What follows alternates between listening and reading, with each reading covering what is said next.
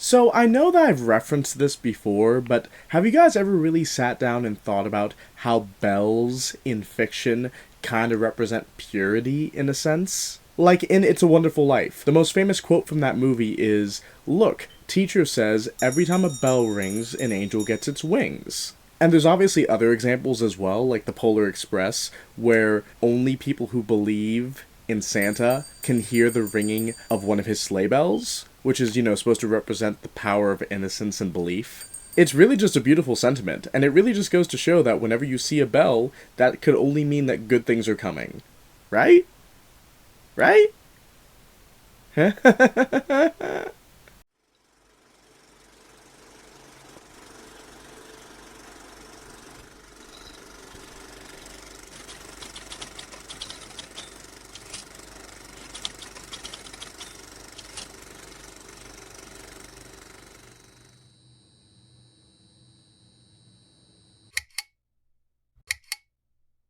Hey everyone, I'm Ben, your underground conductor, and welcome to Underground Cinema. Now, quite obviously, the Christmas season is upon us, which means we all must prepare for the coming of the Dark One, Mariah Carey. But Christmas is also a time to celebrate, so I figured what better way to bring in this majestic holiday than to talk about something that's not nearly as terrifying as Mariah Carey. So this week, we'll be talking about the horror comedy from 2015, Krampus. Now, at time of recording, we're actually about to come up on the 10th anniversary of Krampus, which is not at all horrifying to think about. But in all seriousness, I actually remember seeing this movie in theaters when it came out in 2015. And I was pretty excited to watch this movie for a couple different reasons. For one, unlike most Americans, I actually knew who Krampus was prior to watching this movie. Not because I was particularly big into European mythology at the time, but because I was actually a big fan of American Dad when I was a teenager. So based on that point of reference, I already knew who Krampus was and what his deal was. But another reason why I was really excited to see this movie is because this film was co-written and directed by Michael Dougherty. And for those of you who don't know who that is, Michael Dougherty is actually a pretty decent filmmaker who's had his hand in a lot of big franchises over the years. Like, he wrote one of the X-Men films, he wrote a Superman film, and more recently he's had his hand pretty deep in the new Universal Monster Kaiju-verse. In fact, he actually directed Godzilla King of the Monsters. Of course, putting those franchises aside, I feel like most people would generally agree that Dougherty's crowning achievement as a filmmaker was with his directorial debut, which was a quaint little horror comedy film known as Trick or Treat. Now, Trick or Treat, for those of you who somehow don't know, was actually a direct-to-DVD movie that came out in 2007. And shortly after its release to home video, the movie became so wildly popular that it basically became a modern cult classic. And the popularity of this film has done nothing but grow and grow slowly over time, to a point where movie theaters now have yearly screenings of this film, and where even kids now, over 18 years after its release, are still discovering the movie and making costumes from it. And if you don't want to believe that statement at face value, I'd also like to bring up the fact that this past Halloween, I went to my local community trunk or treat with my family, and I saw a kid there who was probably like 8 years old, dressed as Sam from Trick or Treat. And it's actually quite funny, because if you look down here on my horror movie jacket, you can actually see a little patch of Sam from Trick or Treat. Even has a little lollipop with the bite out of it. That's cute, that's funny. But yeah, suffice to say, this movie is still incredibly popular, and part of the reason why I was so excited to see Krampus wasn't just because Michael Dougherty directed both, but because, in a lot of ways, Krampus is kind of a spiritual sequel to Trick or Treat. But I am getting a bit ahead of myself, so with all that setup out of the way, you might be asking yourself, what actually happens in Krampus? Well, what makes Krampus interesting is that despite having an incredibly simple plot, the movie is incredibly relatable and has a great sense of visual storytelling. So when the film begins, we actually open on a montage scene of people crowding in to what looks like a retail store shopping for the holidays. And this montage scene also has the song It's Beginning to Look a Lot Like Christmas playing over the background, which is just so appropriate for a sequence like this. The entire sequence is incredibly evocative of the old Black Friday trends where people would literally trample each other in stores to get good deals on Black Friday. And even though technically speaking in the film, the scene itself doesn't actually take place on Black Friday, it actually takes place on December 22nd, the fact that the film was able to set itself up like that immediately and get you into that holiday headspace does a great job to not only establish the tone of the film, but also communicate one of the central themes of the film being the death of the holiday spirit. And also, ironically, I actually rewatched this film on Black Friday. So even though it doesn't take place on Black Friday, it definitely set the mood. In any case, the montage ends with us getting introduced to the main character of the film, a child named Max, who we see is fighting another child in the store. We then find out in the following scene that the reason he was fighting this kid is because this kid said that Santa wasn't real, and as we come to learn throughout the film, Max is still holding on to that belief in Christmas, that belief in Santa, despite the fact that he's gotten to an age where cynicism is starting to kick in. And Max holding on to this belief in Santa is not some childish cry to hold on to one's lost innocence. The reason Max is holding on to a belief of Santa is for nostalgic purposes, because Max's character has so many fond memories of family Christmases when he was little. But as he's gotten older, he's started to notice that his immediate family has started to drift apart, and that his extended relatives are just full of shit. Which we as the audience come to learn immediately, as when Max's relatives show up, they come in their overcompensation mobile, shake up the entire house, and then proceed to make themselves at home in the rudest way possible, even going as far as bringing along a relative that none of them like.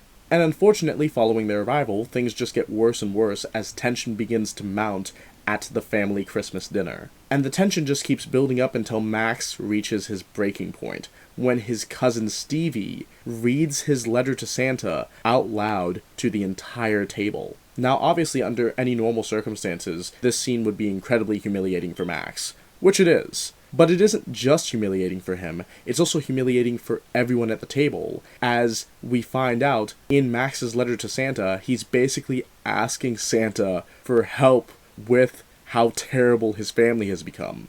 And the inherent embarrassment of this scene slowly transitions into melancholy as Stevie continues reading the letter and realizes, oh, Max hates all of us. And Max confirms that when he literally grabs the letter and then says verbally to his family, I just wanted things to be the way they used to, but it doesn't matter because I hate Christmas. I hate all of you. It's just an incredibly emotional scene that's incredibly well acted by Max's actor MJ Anthony. And it almost got me tearing up on my rewatch, seeing how broken up this kid was about how broken down his family has become. And there's nothing he can do about it.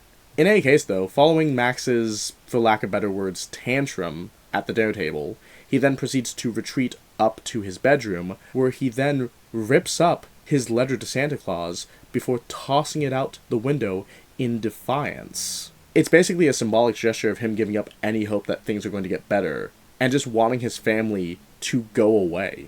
And suffice to say, kid, you have to be careful what you wish for sometimes, because you might get exactly what you want. As following him tearing up that letter, a massive storm mysteriously shows up in his neighborhood and takes out all the power. Amidst this power outage, Max and his family spend the next 2 days not only trying to fend off the cold, but also fending off something much darker and sinister coming in from the cold. As one by one, Max's family members begin to disappear. And following the disappearance of both his sister and one of his cousins, this is the point in the story when Max's grandmother finally speaks out and reveals to them all that she's seen this happen before. That what they're dealing with is the demon of Christmas, Krampus, who has come to not reward them, but to punish them for losing hope and faith. And also, as a side note, the grandma's exposition scene is also incredibly creative, as it mixes together the aesthetics of both paper puppet animation and stop-motion animation. Obviously, the entire sequence is digitally done, but just combining those two styles together is just so artistically interesting, and really just harkens back to the old Rankin Bass Christmas specials, which was obviously the intention. I mean, yeah, it would have been nice if they had used real stop motion to make it, but it looks great regardless, so just wanted to point that out. Also, another small detail I really like about this movie is the fact that the grandmother character, for the majority of the film, just speaks her native language, German. And other characters in the film who are part of the immediate family can just understand her. Like, they can talk to her in English, but she'll speak back in German, and they'll just understand what she's saying, and she'll understand what they're saying.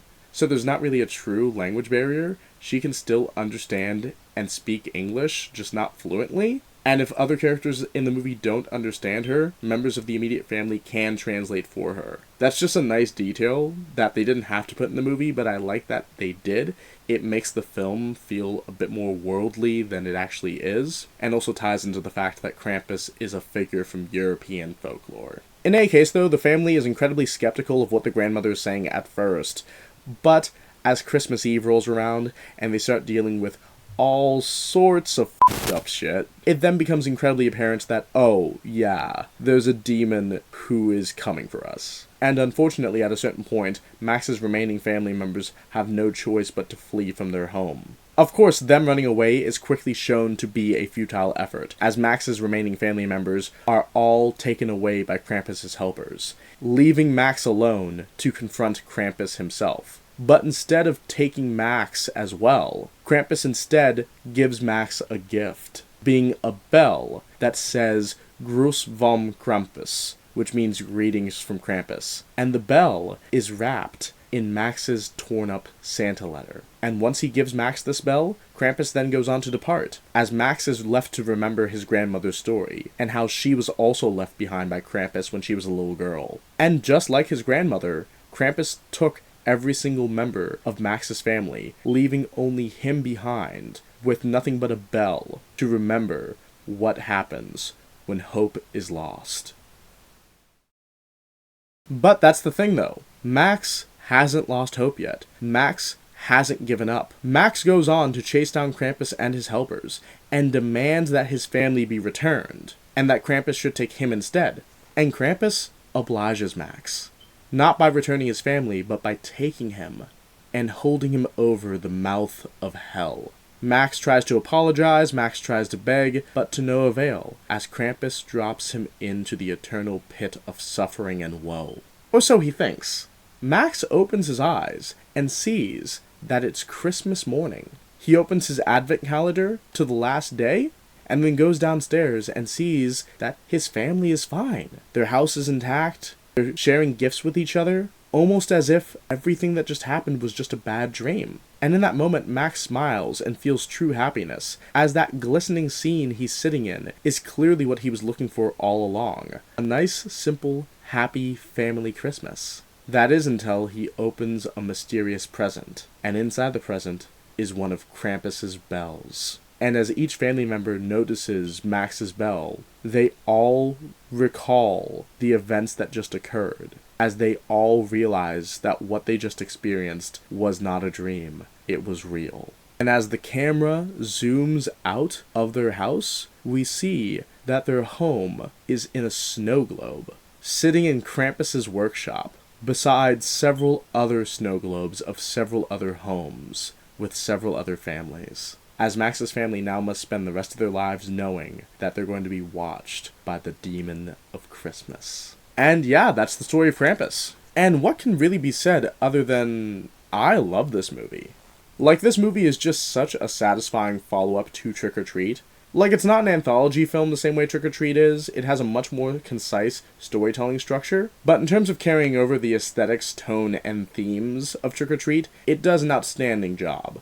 As this is very much a film that focuses on the darker attributes of the holiday that it centers around, takes a sadistic amount of joy in twisting the childlike wonderment associated with these holidays, and puts heavy emphasis on a demon that is directly tied to each holiday. Like Trick or Treat obviously focuses on the character of Sam Hain, who is the demon of Halloween. Meanwhile, Krampus obviously focuses on Krampus, the mythical demon of Christmas. The films just exist as a perfect pairing to each other, and according to the co-writer and director Michael Dougherty, there's actually some hints that exist in Krampus that imply that this movie does in fact exist in the same universe as Trick or Treat. What are those hints, you might ask?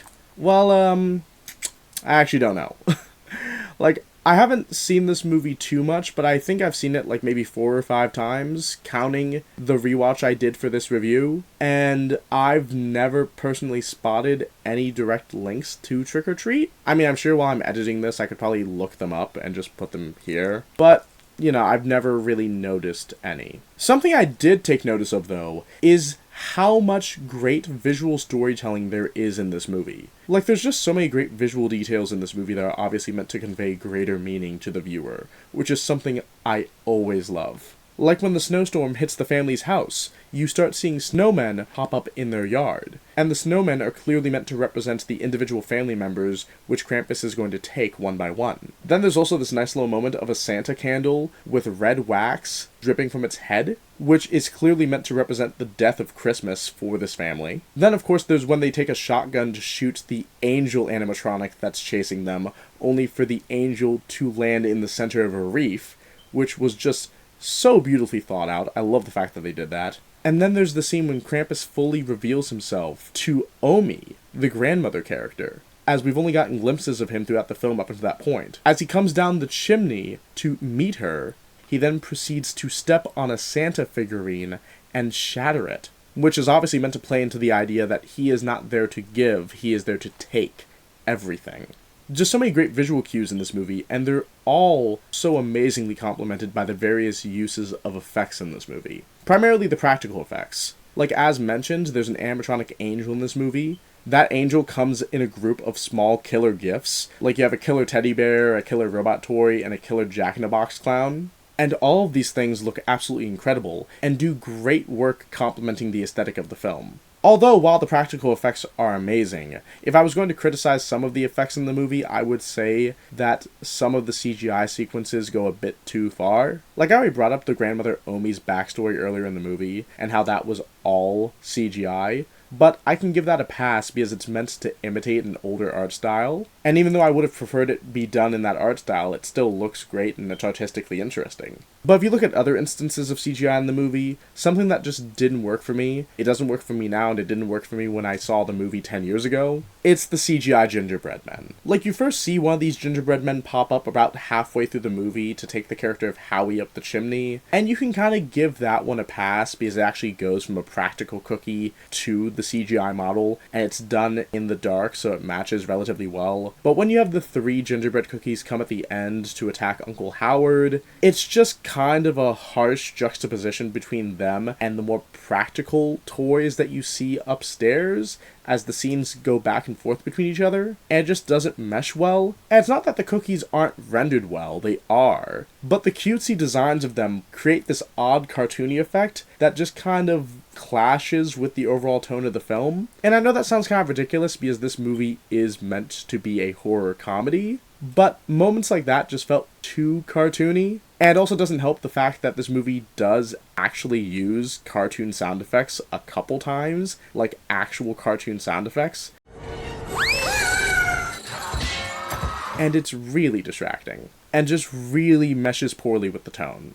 Of course, that is a bit of a nitpick in the grand scheme of things. It doesn't kill the film. It's just a little something that kind of takes me out of it whenever I watch this movie. And like I said, there are better instances of digital effects in this movie. Like, for example, and this is something I didn't realize until I listened to the commentary track for this movie, but apparently all the houses in the neighborhood were fake.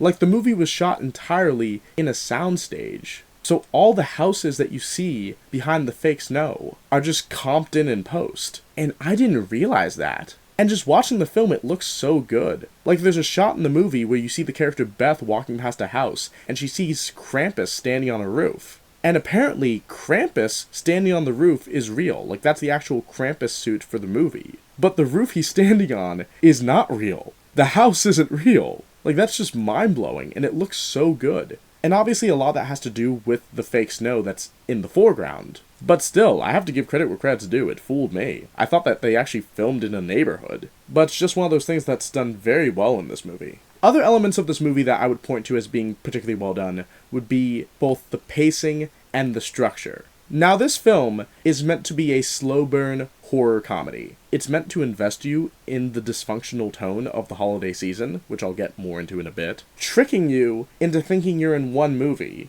and then twisting it on you to reveal that you're actually in a different movie. The structure itself is actually very similar to that of Gremlins, which was actually a core inspiration of this film, funny enough. Where the first half of the movie literally just feels like a Christmas movie, and then the back half of the film is like this weird, mischievous horror comedy. But that break in the story structure never feels like it's unwarranted. It feels like the movie is deliberately structured to lead you to the horror scenario that the family is then put in following their dysfunction. Like, this is just something that they had coming without realizing it. But yeah, the movie's really suspenseful. It has a strong build-up. But despite being suspenseful, it's also quick. It's not slow. The movie doesn't drag its feet. It's just incredibly well-paced, as you don't really feel bored getting led into the horror elements of this movie, primarily because you've basically spent the entire first act getting to know the characters of this family, and the various conflicts that they have with each other. Which is really just the secret sauce that makes this movie work, being the family dysfunction. It just perfectly represents that double-edged sword of the holiday season, where it's simultaneously the best time of the year, but also the worst time of the year. Like, I would argue that the central theme of this movie is ingratitude, because it plays off of this very common sentiment that a lot of people feel around the holidays, being that they are not happy with their family members, either because of political differences, or bad blood that got drawn up in the past, or just the unwielding forces of life, and how over time, you find yourself growing apart from the people that you used to love. This is a very common thing that happens to people with their families over time. You just kind of grow apart, and instead of being happy when you see each other over the holidays, you grow a sense of resentment. Like, the holidays are meant to be a time where people come together, give thanks, and feel gratitude for the loved ones that they have in their life. But for many people, Christmas can just be the most stressful time of the year. And while it is true that sometimes it's justifiable to keep your distance from certain family members, at the end of the day, the sheer amount of ingratitude that people feel towards their loved ones can really be astonishing. And this movie highlights that. How everything Max's family does is just so unbelievably performative. Like how even though the mom and dad clearly have marital issues, they're ignoring them because it's Christmas. Or how even though Max's parents both want Beth to stay home for Christmas, she's not interested, because she's a teenage girl with a boyfriend. Or how even though every member of Max's family hates their relatives, they still have them over, because it's what's expected of them. And instead of actually sitting down to talk about these issues, they all just pleasantly ignore them, until something awful happens. It's just such a relatable set of circumstances to situate your film in. And I think the fact that this film grounds itself in that theme before leading you into this dysfunctional horror comedy is just such a genius setup. But yeah, overall I find the aesthetic, themes, structure, and pacing of this film to be incredibly well done. But if I was going to make one major complaint about this movie, it would be the climax leading into the conclusion. Like, the actual conclusion of this film I think is incredibly well done. You know, Max's family opening gifts on Christmas Day, all of them seeing the bell, all of their smiles collectively fading from their faces, even from the dog's face, only for it to be revealed that they're either in a snow globe or being watched from a snow globe by Krampus in his workshop in hell. Like, I think that's an incredibly bittersweet and impactful ending that perfectly fits this movie. But the climax leading into that, I think, is lacking for one specific reason. Because the family member Max is trying to save from Krampus in the climax is his cousin Stevie. I have felt this way since the movie came out in 2015. I think that's a narrative mistake. I remember talking about this with my friend Chris, who I did my Rocky Horror Picture Show review with, back when the movie came out.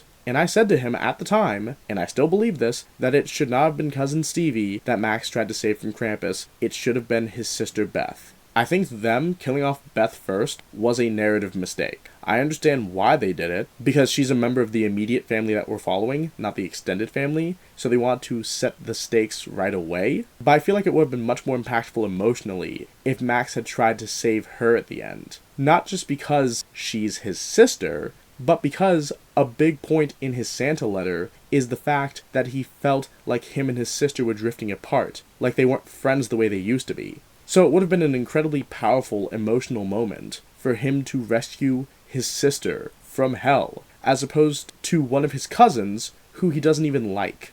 And yeah, it could also be argued that him trying to rescue Stevie is also thematically relevant, since Stevie is the one who read his letter aloud in the first place, so in a way she is the one who's responsible for all this happening. But the characters seem to barely know each other, and they don't really interact much in the film up until that point. So it just doesn't carry the same weight. And I know that this sounds like a nitpick, but this has bothered me about the movie since I saw it 10 years ago. And I honestly think that if they had kept Beth alive for the majority of the movie, leading up until that point, or if they had revealed that she had survived the attack that happened to her earlier on in the film, only to show her be taken by Krampus at the end, I think that would have worked much better for the emotional stakes of the movie. That being said, something I also found out on my latest rewatch of this film is that the actress for Stevie, Lolo Owen, is actually the younger sister of Stephania LaVie Owen, who's the actress that played Max's sister, Beth. So, in that sense, I guess you could say that Max, in a way, was rescuing his sister, because he was rescuing the sister of the actress that played his sister, which is funny. That's funny. That was my central complaint, and it was kind of diffused by that.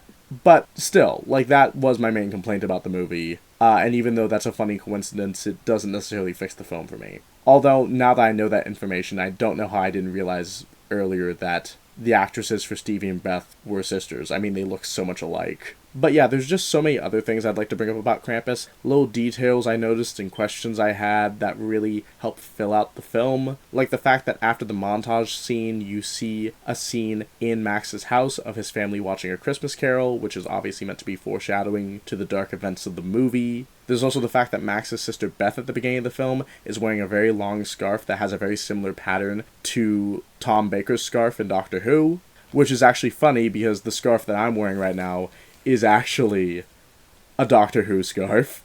This is the red variant of the Fourth Doctor scarf. There's also the question of what happens to everyone else in Max's community when Krampus invades, because we see Max's dad and uncle visit the house of Beth's boyfriend in the movie, and it's clear that Krampus and his minions have been there. You see that even the chimney is broken in the very specific way that it breaks when Krampus goes down it. So what happens to all the other people who were just there? Minding their own business? Did Krampus punish them as well? Are they also snow globes in his workshop? It doesn't ruin the film, but it's just a question I had. And then there's also the end of the film, how the final scene has that sort of glossy, nostalgic filter on the camera that looks incredibly similar to the Vaseline coating in the last Lord of the Rings movie. Or just how the snow globe reveal itself just feels incredibly reminiscent to the ending of Cemetery Man, which is a movie I've done a review on, and is a review that I talked about American Dad in as well. But just that reveal that the whole world is in the snow globe. Which, who knows, maybe that was another inspiration for this movie. I mean, yeah, Cemetery Man came out in the 90s, and this film heavily plays off of 80s movies, but who knows?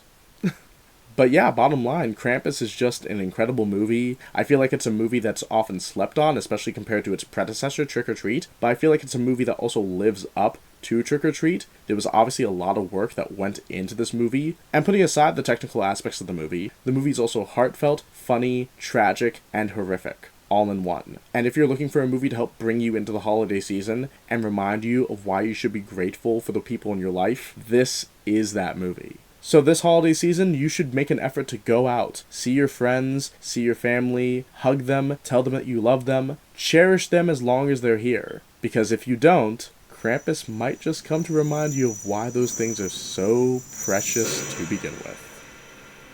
But yeah, that was my review of Krampus. I hope you all enjoyed it. Please feel free to subscribe if you're feeling generous. You can also follow me on Instagram and Letterboxd if you want to hear more of my film takes. I hope all of you have a guten Krampusnacht, and I will see you later.